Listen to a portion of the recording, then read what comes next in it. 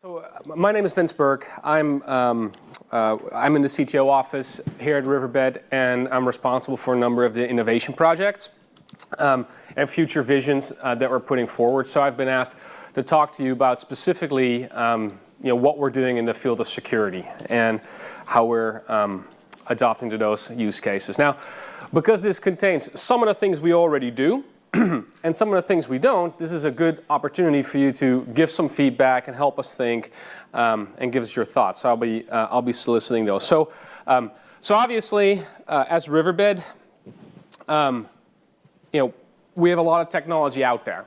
And this kind of technology captures packets. It captures flows. We're able to block traffic. We're able to inspect traffic, IDS, IPS, what have you. But what happens when we get the call, right? What happens when the customer has a real problem is it's usually that something has gone majorly wrong, right? There is someone got in and has been in for a long time. Now, what I did here is I collected some pictures that some of you might recognize the guys here, right? So I've actually met his father, right? This is Mitnick, that is Robert Morris, who wrote the first internet virus. By the way, one of the best internet viruses ever written, right? Used multiple attack vectors.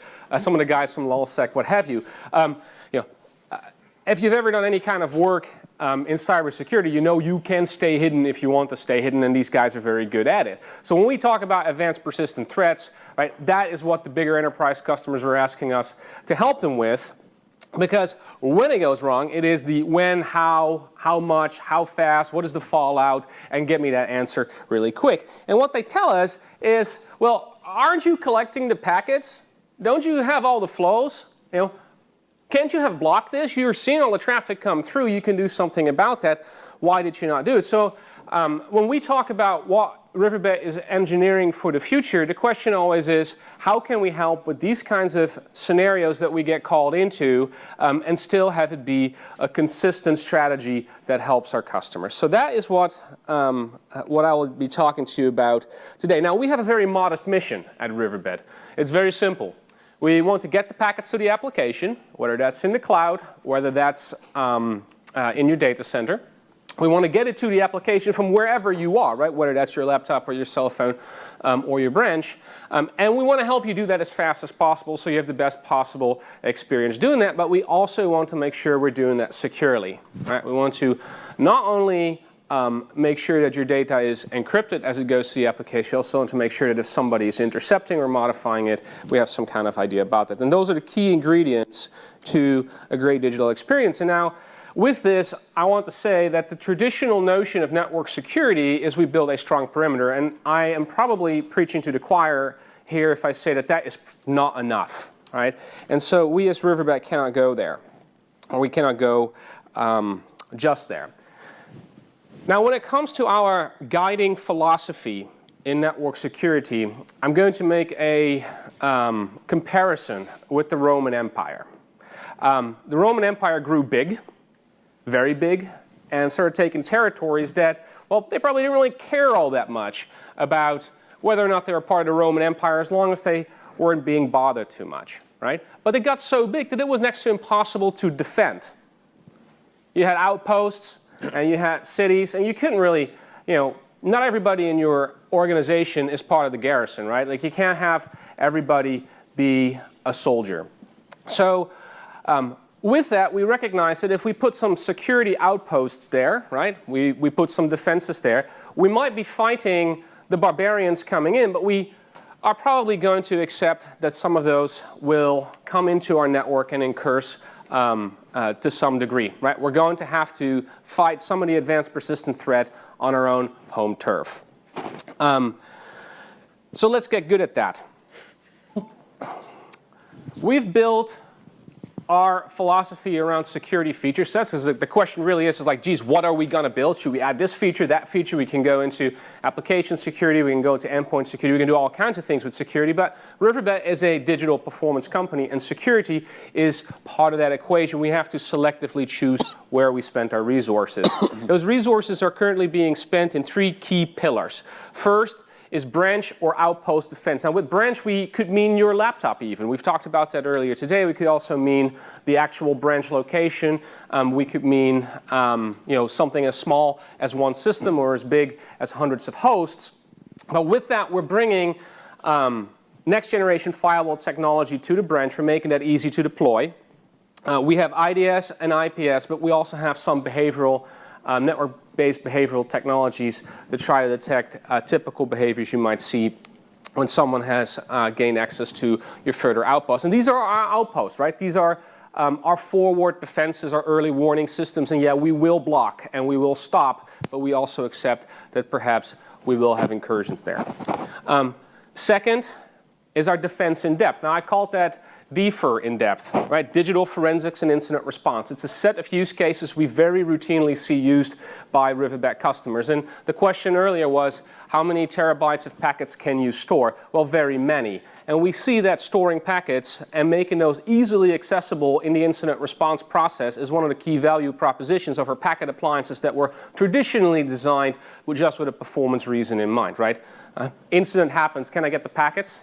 Right? That's the most logical question you might have. So the telemetry we collect, from flows to packets to even endpoint data with Eternity, actually has a lot of forensic value and incident response and even cyber hunt value to our customers. We are on a mission to make sure that data is easily accessible.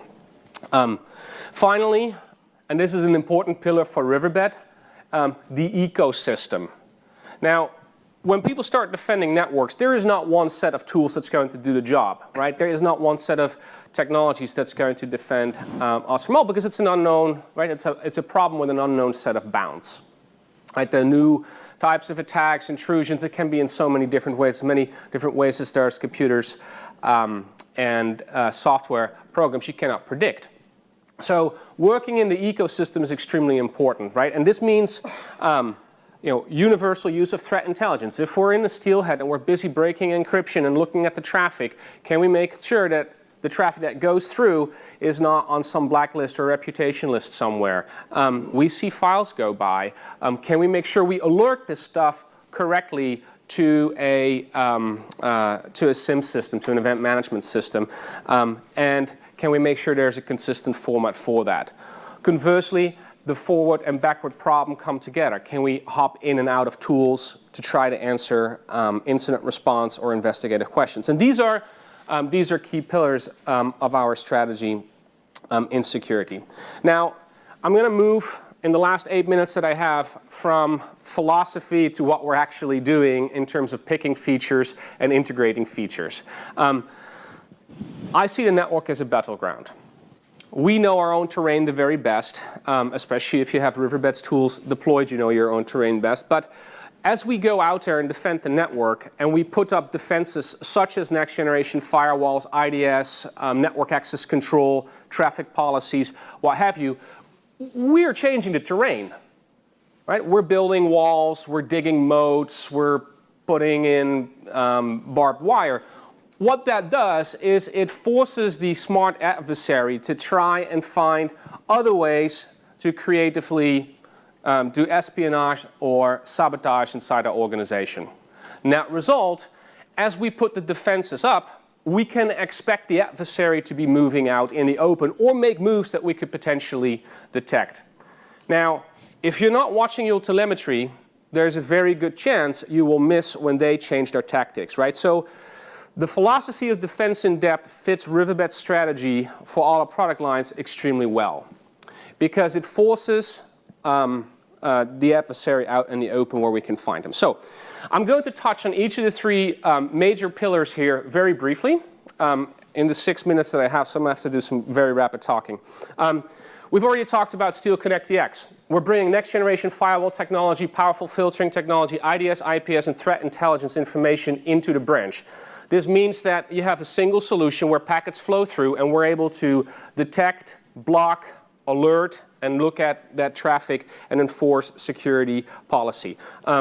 We saw briefly the kinds of indicators we use for that, but in general, you should get a good feel for that, for the sort of intelligence we can apply there. Now, we have a second strategy out there in the branch. By collecting flow data, from every endpoint location or every branch location, we're able to start modeling patterns of behavior and detecting deviances in those behaviors, right? An attacker out there is going to not know your network as well as you know it. And in that, they're going to do reconnaissance. They're going to try to crack a password. They're trying to get in and learn about your network. These are behavioral patterns. They're not necessarily indicators of compromise, but they are very obviously visible, right? We can see those. Now, we use NetProfiler for that because flow data is light. It can come from anywhere. Our appliances can all export it, so we can easily get our hands to it. And we can use it as additional indicators or even starting points for hunts. Now, there's a number of different capabilities in here. Each of those we could spend probably an hour talking about, but it can be a very powerful part of that. Now, this is also one of those opportunities where technologies such as AI and machine learning have come into play. I have a background in this, and it is a badly overused set of terms lately. It is very, very hip to use this. But one thing that we have seen is when we apply these kinds of technologies to behavioral-based detection of adversaries, we'd like to make the computer do what the computer is best at, which is detection, correlation, processing large volumes of data, so that we can make the human focus on what they're best at, which is assigning meaning and assessing risk. Moving on. I don't know, I'm looking at the clock here. Digital forensics, incident response, and cyber hunting. This is truly security through visibility. Riverbed's technologies, from a packet, an endpoint, and a flow perspective, are full fidelity tools. Yeah? They collect the data and they store the packet. It essentially becomes a packet vault. We do the same thing with flow data, which is actually very powerful for seeing the forest through the trees. The same thing we do in our Eternity tool. We know who's logged in. We know what the CPU time was. We know what applications were launched. This becomes a very powerful way of browsing through this data and discovering what an adversary might have been up to. It is in our best interest to make sure that the incident responder has easy access to that data and quick access to that data. Now, here's one of my favorite slides that I like to do.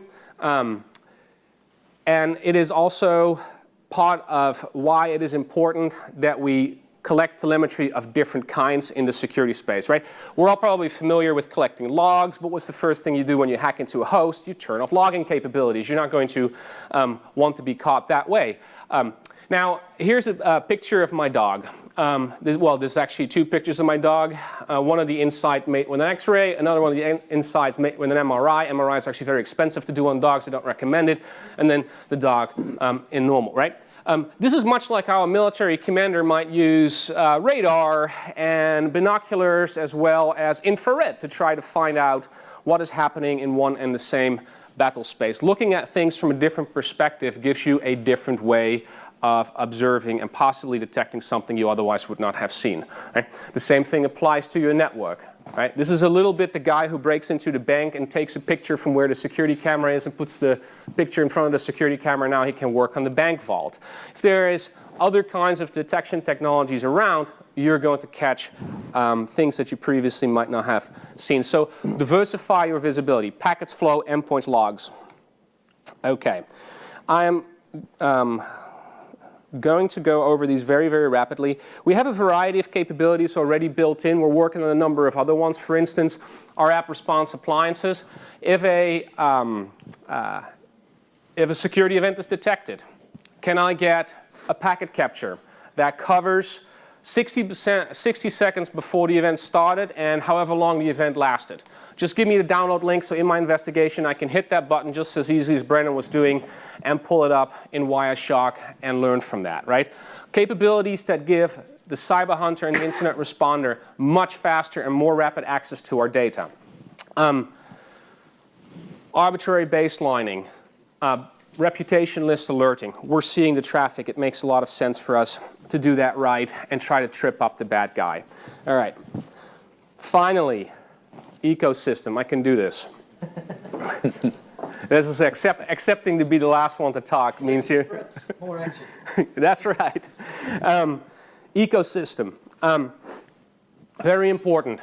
Event management systems, workflows pivot in, workflows pivot out. They're a key focus area for us. This is simply Splunk. You're in Splunk. I see an IP address. What does Riverbed know about that IP address? I want to know when it was talking, who was logged in. I want to be able to download the packets. I want to get this stuff quick, and I don't want to have to wait for it, right?